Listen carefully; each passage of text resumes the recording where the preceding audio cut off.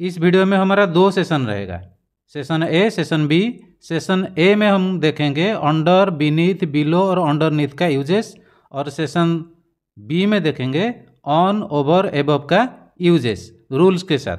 तो चलिए शुरू करते हैं सेशन 1। यहाँ देखिए अंडर, उसका नीचे मीनिंग है नीचे, बीनीथ का मीनिंग नीचे, बिलो का मीनिंग नीचे, अंडरनीथ का मीनिंग नीचे। चारों प्रीपोजिशन का मीनिंग एक है, सबका एक मीनिंग है नीचे। तो कौन सी जगह कहाँ यूज करेंगे, तो ये 4 हमको बड़ा ही कन्फ्यूजन कर देता है। तो कहाँ किसको यूज करना है इसको अच्छे से रूल के साथ समझेंगे।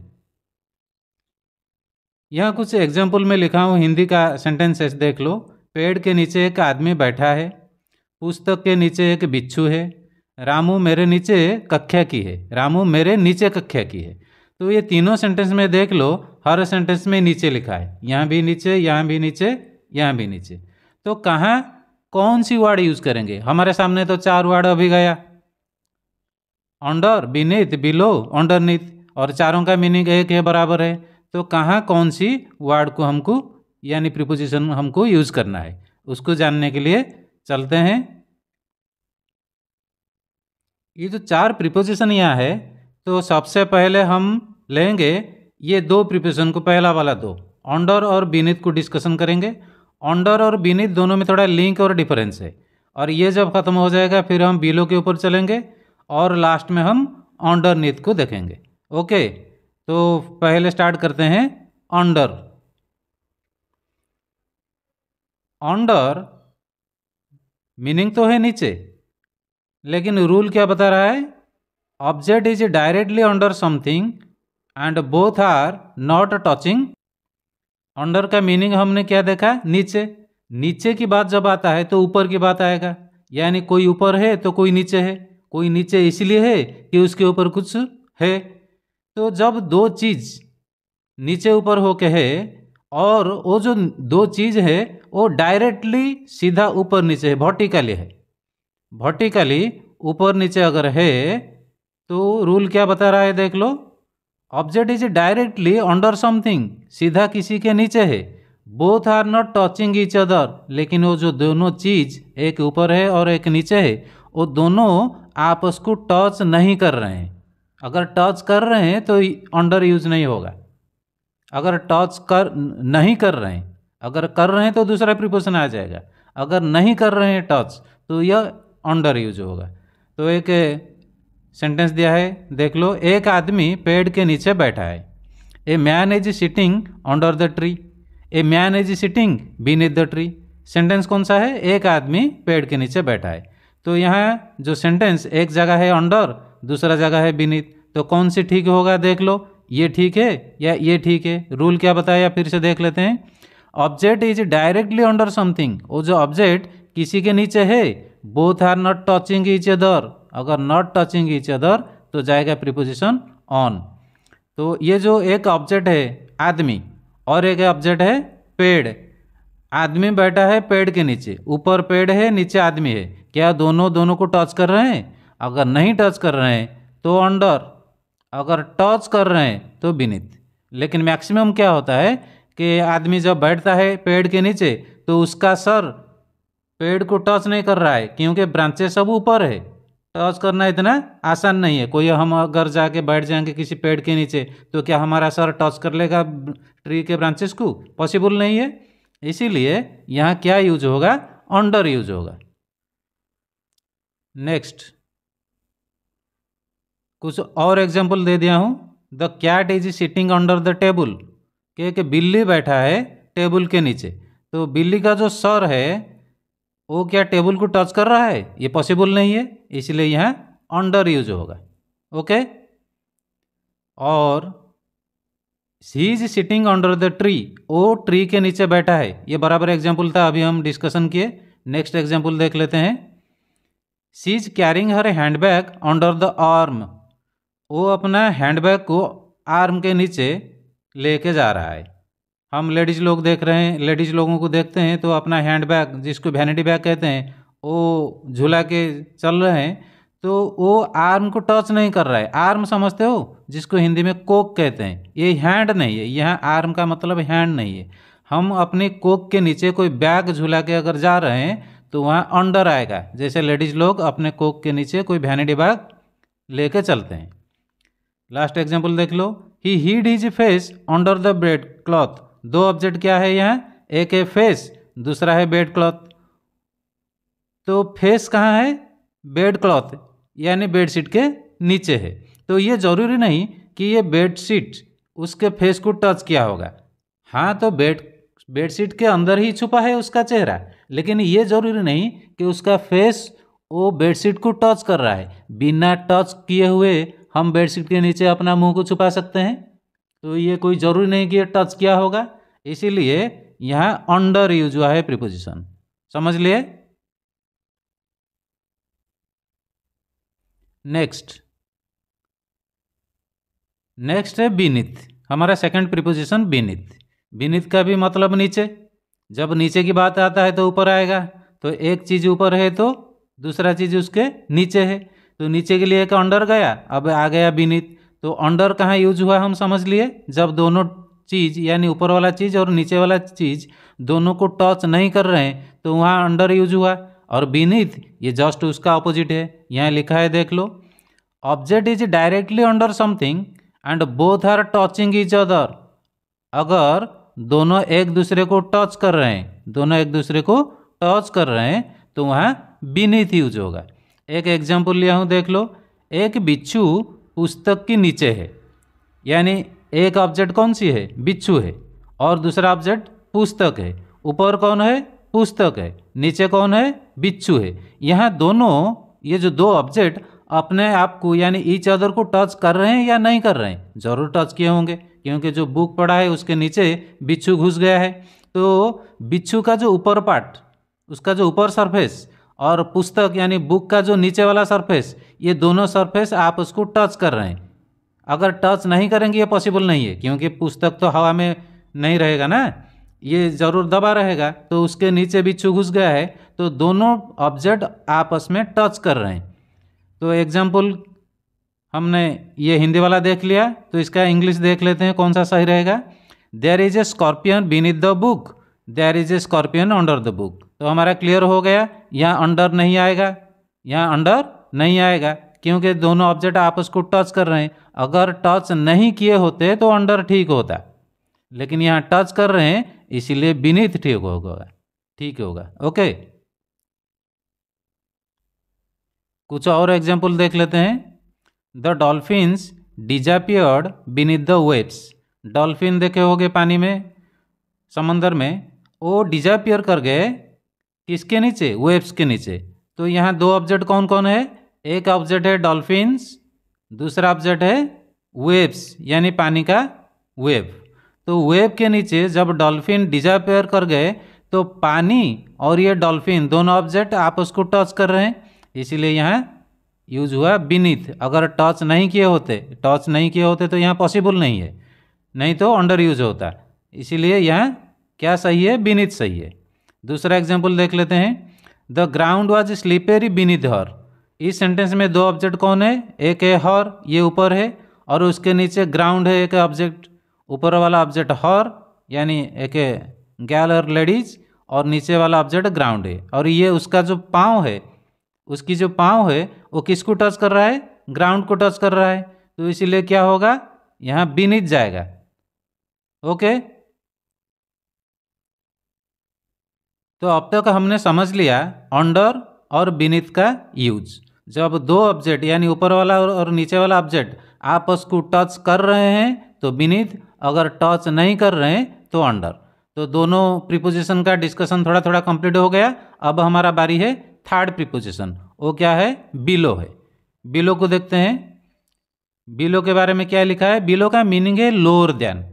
लोअर देन समझते हो, लोअर का मतलब, लोअर की बात जहाँ आता है वहाँ हायर की बात आता है। लोअर मतलब नीचे, हायर मतलब ऊपर।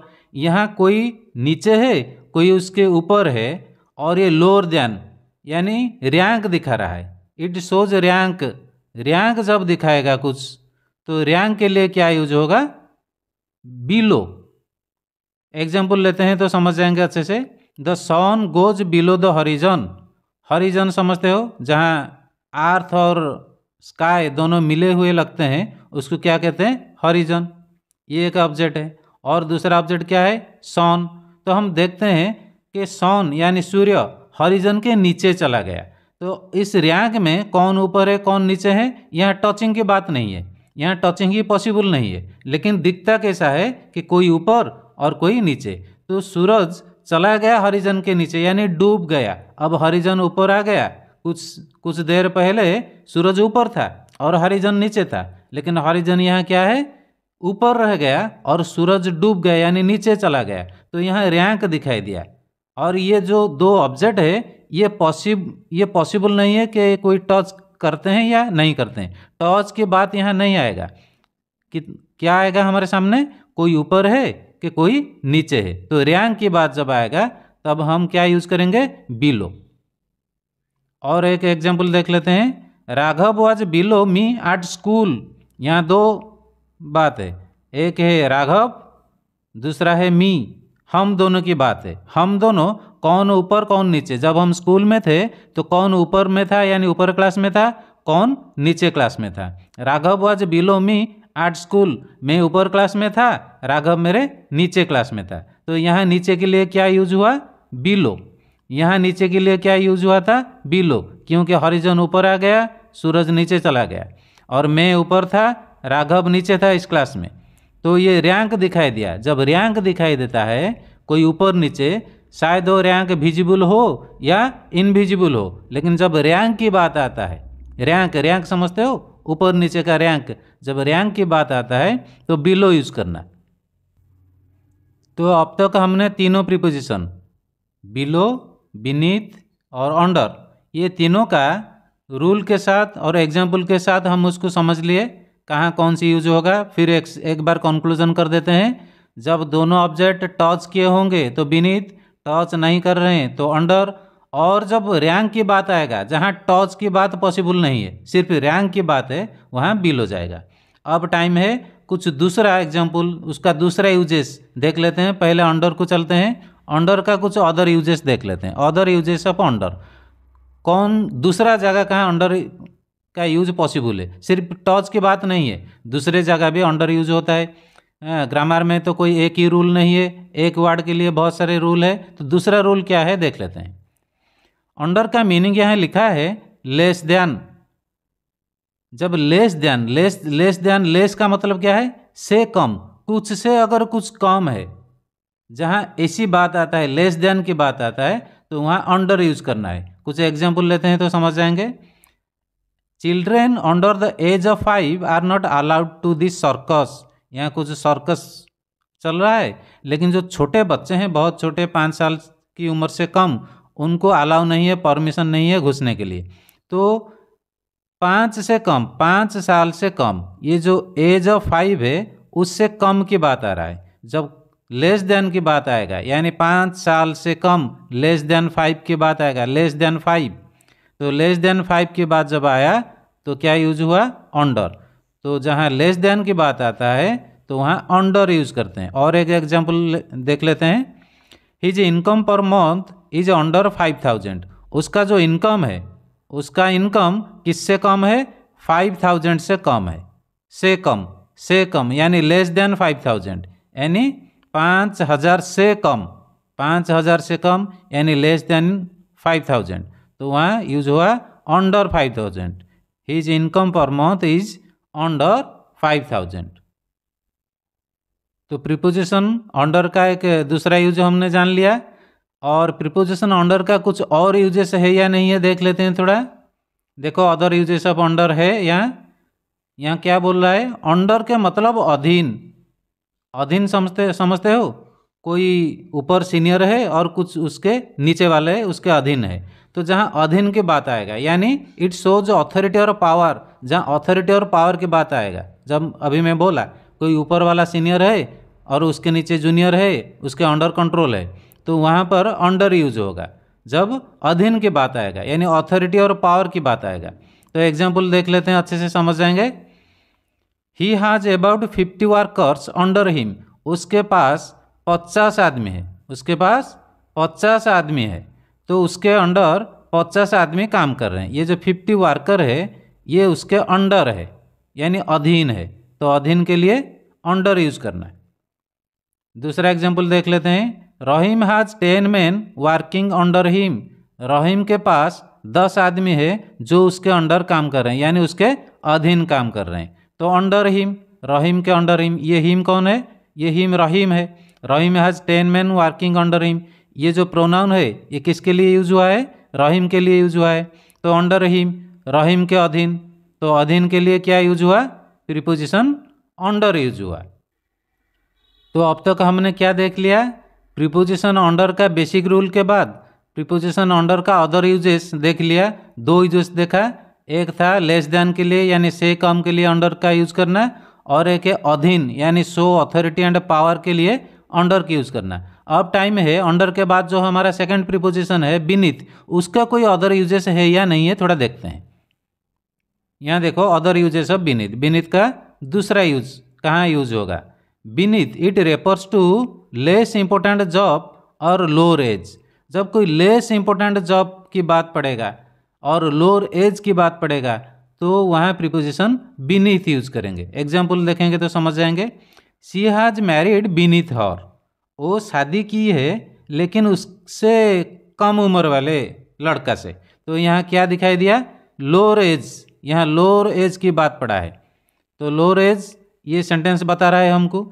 शी हैज मैरिड बीनीथ हर, ये बीनीथ हर क्या है? उससे कम वाला उम्र, तो उम्र कम की बात जब है तो बीनीथ हर, बीनीथ हर।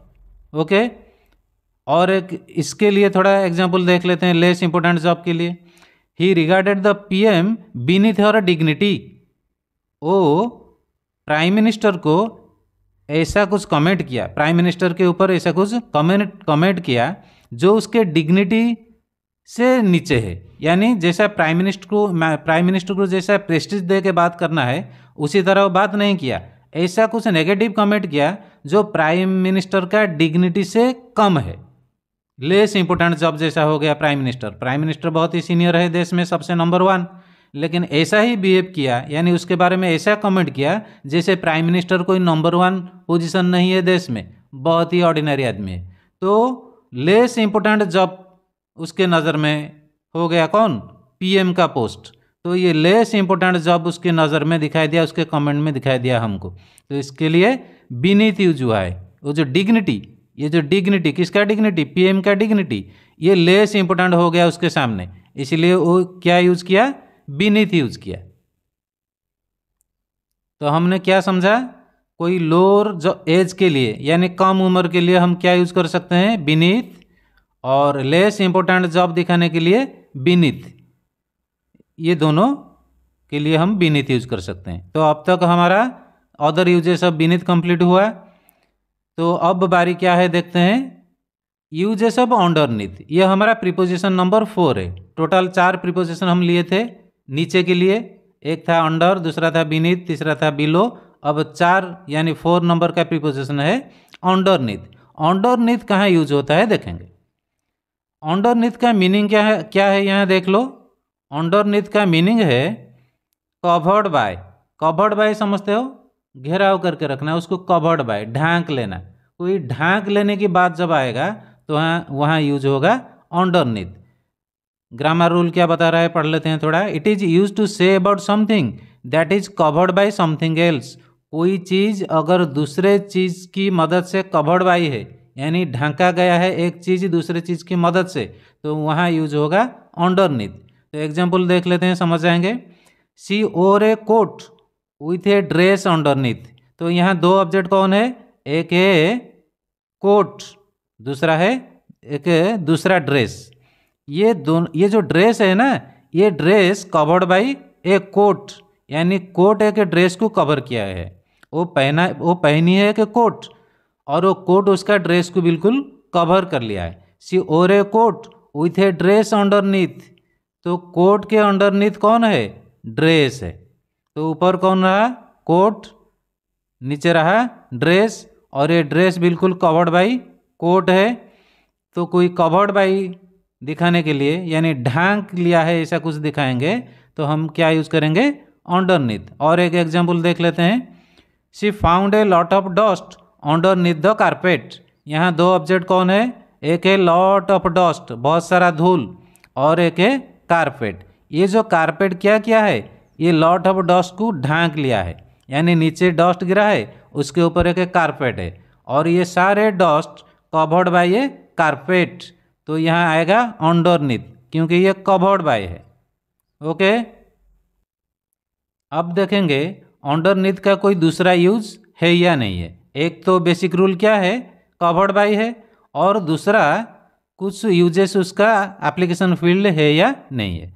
देख लो यहाँ अंडरनीथ जो वर्ड है, हम अगर ध्यान से देखेंगे इसमें दो वर्ड जुड़ा हुआ है अंडरनीथ में। इसमें दो वर्ड का कॉम्बिनेशन है, ये है अंडरनीथ में। देखो, अंडर और बीनीथ को अगर हम दोनों को मिलाएंगे तो ये क्या वर्ड बनता है? अंडरनीथ बनता है। इसका मतलब अंडरनीथ में अंडर वर्ड भी है और बीनीथ वर्ड भी है। तो दोनों, इससे हम क्या समझे? To show we can use it in place of under and beneath. जहाँ हम अंडर यूज करना है वहाँ अंडरनीथ यूज कर सकते हैं, जहाँ बीनीथ यूज करना है वहाँ भी अंडरनीथ यूज कर सकते हैं। या समझ गए? अब अंडर जहाँ यूज करना है वहाँ अंडरनीथ भी यूज कर सकते हैं, बीनीथ जहाँ यूज करना है वहाँ हम अंडरनीथ को भी यूज कर सकते हैं। थोड़ा एग्जाम्पल देख लेते हैं। They found a bomb underneath A car. उन्होंने एक बॉम्ब पाया, देखा कि वो कार के नीचे है, तो यहाँ यूज हुआ है अंडरनीथ। यहाँ अंडरनीथ यूज नहीं करके हम यहाँ अंडर भी यूज कर सकते हैं, तो अंडर यूज कर सकते हैं, अंडरनीथ यूज कर सकते हैं, दोनों यहाँ। समझ गए? दूसरा एग्जाम्पल देख लो। A number has been painted underneath the table. A number, एक नंबर लिखा हुआ है, पेंटिंग हुआ है टेबल के नीचे। तो यहाँ हम क्या यूज कर सकते हैं? नंबर और ये टेबल दोनों क्या है? टचिंग है। तो टचिंग के लिए हमारा प्रीपोजिशन क्या है? बीनीथ है। तो यहाँ हम बीनीथ भी ले सकते हैं और अंडरनीथ भी ले सकते हैं। जैसे यहाँ हम अंडर ले सकते हैं और अंडरनीथ ले सकते हैं, यहाँ हम बीनीथ ले सकते हैं और अंडरनीथ ले सकते हैं। पहले जैसा हमने देखा कि अंडर बीनीथ का दूसरा यूज, इसी तरह फोर्थ प्रीपोजिशन अंडरनीथ का कोई दूसरा यूज यानी एप्लीकेशन फील्ड है या नहीं है, थोड़ा देख लेते हैं। है यूजेस ऑफ अंडरनीथ, कोई दूसरा यूज कहाँ यूज होगा अंडरनीथ? जहाँ मीनिंग आएगा अंदर से या नीचे में, उस जगह हम अंडरनीथ यूज करेंगे। असल में ये सब जो लेसन है ना, मीनिंग वाले प्रीपोजिशन का एक पार्ट है, लेकिन वहाँ अगर पढ़ा था तो तुम समझ ठीक से नहीं पाते। किस में? वीडियो पार्ट 1 में। इसलिए मैं उसको बाकी रखा था, ये रूल सेक्शन में पढ़ाऊँगा। ठीक है, आते हैं टॉपिक के ऊपर। क्या लिखा है? अगर मीनिंग बता रहा है सेंटेंस का कि अंदर से इस हमारे वाक्य में है या हमारे वाक्य में नीचे में है, तो उसके लिए हम अंडरनीथ यूज करेंगे। तो दोनों के लिए दो एग्जाम्पल लिया हूँ, देख लो।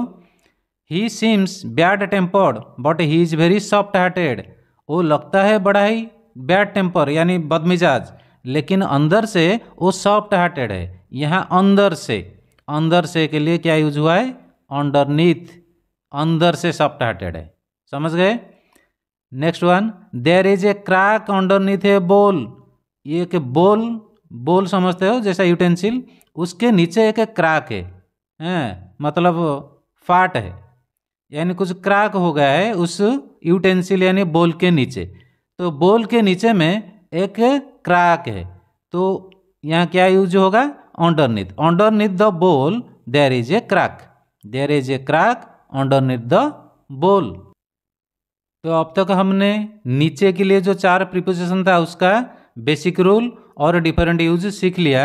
अब हमारा बारी है सेक्शन 2 शुरू करेंगे। वो है ऊपर के लिए जो सब प्रीपोजिशन है, वो क्या है? On, over, above. यहाँ देख लो, ऑन का मीनिंग क्या है? ऊपर, और ओवर का मीनिंग क्या है? ऊपर, और एबव का मीनिंग है ऊपर। तो तीनों प्रीपोजिशन एक मीनिंग के लिए है, तो कहाँ क्या लगेगा उसको समझना है। अच्छे से समझने के लिए कुछ एग्जाम्पल दिया हूँ, देख लो। टेबल के ऊपर एक पुस्तक है। दूसरा क्या लिखा है? मेरा सर के ऊपर एक छत है। तीसरा देख लो, मेरा सर के ऊपर एक चिड़िया उड़ रही है। तो ये तीनों सेंटेंस में ऊपर है। यहाँ ऊपर लिखा है, यहाँ ऊपर लिखा है, यहाँ ऊपर लिखा है। तो तीनों में एक प्रीपोजिशन यूज नहीं होगा, तीनों सेंटेंस में 3 प्रीपोजिशन यूज होगा। तो कहाँ क्या यूज होगा, यहाँ कौन सी यूज होगा तीनों में से, यहाँ कौन यूज होगा तीनों में से, यहाँ कौन यूज होगा तीनों में से, इसको अच्छे से समझने के लिए चलो आगे चलते हैं। देखो ऑन को समझा रहे हैं।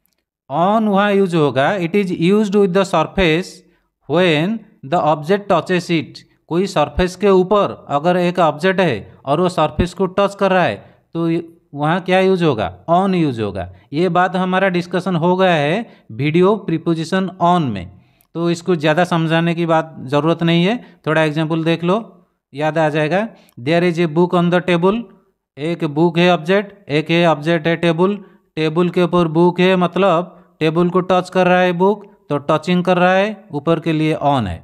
दूसरा एग्जाम्पल देख लो, he is sitting on the grass, वो ग्रास के ऊपर बैठा है। दो ऑब्जेक्ट है, एक है ही, दूसरा ऑब्जेक्ट है दी ग्रास, और ग्रास को टच कर रहा है, यानी बैठा है मतलब ग्रास के ऊपर बैठा रहेगा, तो टच कर रहा है। तो टचिंग जब आ जाएगा ऊपर के लिए तो यूज होगा ऑन। तो ये रूल हमारा पहले से डिस्कशन है, लास्ट वीडियो जाके देख लोगे तो अच्छे से समझ जाओगे। अब चलते हैं दूसरा प्रीपोजिशन की तरफ, ओवर की तरफ आते हैं। ओवर कहाँ यूज होगा, ग्रामर रूल क्या बता रहा है, it is used with the surface when the object does not touch it and the object is vertically above. तो पहले वाले रूल में हम क्या देखे थे, जब ऑब्जेक्ट टचिंग कर रहा है तो ऑन, अगर टचिंग नहीं कर रहा है तो उसके लिए ओवर यूज होगा। वही बात यहाँ लिखा है, देख लो अच्छे से। ओवर के लिए it is used with the surface when the object does not touch it, जब ऑब्जेक्ट टच नहीं कर रहा है तो ओवर यूज होगा। लेकिन यहाँ एक कंडीशन है कि वो वर्टिकली एबव होना चाहिए, वर्टिकली एबव होनी चाहिए, तब जाके ओवर यूज होगा, नहीं तो नहीं होगा। तो एग्जाम्पल देख लेंगे, समझ जाएंगे। He hung a calendar over the fireplace, उसने झुलाया एक कैलेंडर को किसके ऊपर, फायर प्लेस के ऊपर, यानी चूल्हे के ऊपर कैलेंडर को झुलाया। तो फायर प्लेस रहा नीचे, ऊपर रहा कैलेंडर, और दोनों टच नहीं कर रहे हैं। अगर टच कर लेंगे तो ओपन ऑन आ जाएगा प्रीपोजिशन। तो यहाँ टच नहीं हो रहा है, कैलेंडर ऊपर है, फायर प्लेस नीचे है, तो प्रीपोजिशन ऑन यूज करने की सवाल ही नहीं है। तो ओवर यूज होगा या नहीं होगा, उसको कंफर्म करने के लिए ये वर्टिकली है या नहीं है चेक करना है। अगर यहाँ कैलेंडर क्या है, फिक्स्ड है, तो वर्टिकली एबव हो सकता है। तो वर्टिकली एबव जहाँ फिक्स्ड है तो वहाँ वर्टिकली एबव आएगा, तो इसलिए प्रीपोजिशन क्या आएगा, ओवर आएगा, क्योंकि वर्टिकली एबव है और फिक्स्ड है इसलिए वर्टिकली एबव है। दूसरा देख लो, a bird flew over my head, एक चिड़िया मेरे सर के ऊपर उड़ के गया, सीधा मेरे सर के ऊपर उड़ के गया। अगर सर के ऊपर उड़ के गया लेकिन मेरे सर के सीधा नहीं है, सीधा चेक करने के लिए एक स्टोरी बता देता हूँ। अगर मेरे सर के ऊपर एक लंबा सा एक स्टिक खड़ा कर दूँ और जब वो चिड़िया उड़ के गया, वो स्टिक उस चिड़िया को लग जाता, तो इसका मतलब हुआ वर्टिकली अबव। अगर ऐसी हालत में वो चिड़िया उड़ के गया तो मेरे हेड से पहले क्या लगेगा, ओवर लगेगा। अगर मेरा वो लंबा सा स्टिक अगर चिड़िया को नहीं लगता तो प्रीपोजिशन ओवर यहाँ यूज नहीं होता। तो यहाँ प्रीपोजिशन क्या यूज होता है, दूसरा प्रीपोजिशन, उसके लिए देखो यहाँ एबव आता। देख लो एबव क्या रूल बता रहा है। एबव बता रहा है, it is used with the surface when the object does not touch it and the object is not vertically above. अगर ऑब्जेक्ट डज नॉट टच तो उसके लिए एक था ओवर और दूसरा है एबव। ओवर कहाँ यूज होगा, जब वर्टिकली एबव होगा, और एबव कहाँ यूज होगा, जब वर्टिकली एबव नहीं होगा। तो चिड़िया, अगर यह एग्जाम्पल लास्ट वाला देख लो, ये फर्स्ट वाला, अगर चिड़िया मेरे सर के ऊपर उड़ के गया लेकिन वर्टिकली एबव नहीं है, अगर मैं एक स्टिक खड़ा कर देता तो चिड़िया को स्टिक नहीं लगता, तो फिर ये वर्टिकली एबव नहीं है। मेरे सर के ऊपर तो गया लेकिन वर्टिकली नहीं था उड़ के जाना उसका, तो उसके लिए क्या यूज होगा, एबव यूज होगा, अगर वर्टिकली एबव नहीं है। A bird is flying above my head, उड़ रहा है मेरे सर के ऊपर लेकिन वर्टिकली नहीं है। ऐसा ही मेरे सर के ऊपर उड़ रहा है, चक्कर काट रहा है या कोई और कर रहा है, चक्कर काट रहा है, फिक्स्ड नहीं है, वर्टिकली एबव नहीं है, तो इसके लिए प्रीपोजिशन एबव यूज होगा। दूसरा एग्जाम्पल देख लेते हैं। The kite was flying above, आसमान में यानी ऊपर एक काइट उड़ रहा है। तो काइट जब उड़ रहा है ये कोई गारंटी नहीं है कि ऊपर हमारे ऊपर वो वर्टिकली एबव है, वो ऐसा ही घूमता रहेगा, चक्कर काटता रहेगा, वो कौन, फ्लाइट। तो यहाँ वर्टिकली अबव नहीं है। जब वर्टिकली अबव नहीं है तो इसके लिए प्रीपोजिशन एबव यूज आएगा। अब तक हमने देख लिया प्रीपोजिशन ऑन, ओवर, एबव का ग्रामर रूल और उसके साथ एग्जाम्पल। इसका कोई दूसरा रूल्स यानी दूसरा यूजेस है या नहीं है, दूसरा एप्लीकेशन फील्ड है या नहीं है, थोड़ा चेक कर लेते हैं। बोथ ओवर एंड एबव, ये दोनों कहाँ लगेगा ये बात बता रहा है। क्या लिखा है देखो, पढ़ लेते हैं। Both over and above express the sense greater in number, greater in weight etcetera. अगर greater in number, greater in weight यानी ओजन में बहुत है, संख्या में बहुत है, ऐसी बात जब आएगा उसके लिए ओवर एबव यूज करेंगे। देखेंगे example. Applicants over the age of 30 must not apply.